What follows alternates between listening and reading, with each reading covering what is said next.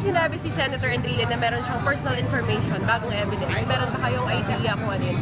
Wala akong masyadong alam doon sa informasyon na hawak ni Senator Enrile, pero ang pagkakaalam ko kasi yung mga survivors na na-confine doon sa hospital, doon sa Krame, alam naman natin na si Senator Enrile na-confine din doon sa hospital sa Krame at nagkasama sila doon. Sa tingin ko, nagkakwentuhan sila doon at may nalaman na bagong impormasyon. So, ibig sabihin sir, yung mga lumabas sa unang investigasyon ay kulang-kulang? Sa tingin ko, ayoko mag-presume dyan, pero yun ang maging dahilan na nakikita ko na kung bakit si Senator Enrile gusto niyang pabuksan muli. Sir, kayo ba? Meron pa kayong points na gustong mapag-usapan sa hearing?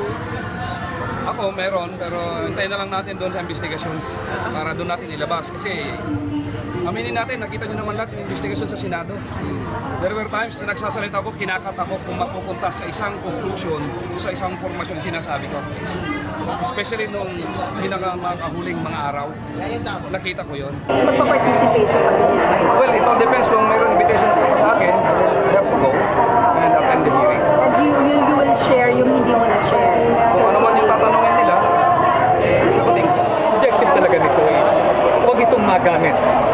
Lalo na sa bisperas ng halalan sa May 2016, huwag itong magamit for partisan political purposes. Importante katotohanan, justisya, and to put the lives of the 44 who died in the line of duty, serving a warrant of arrest, upholding the Constitution, and their families. Lahat naman kasi ito in aid of legislation. Kailangan malaman natin kung pagkukulang ba ito sa batas.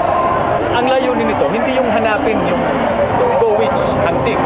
Ang mahalaga rito, i-correct by legislation.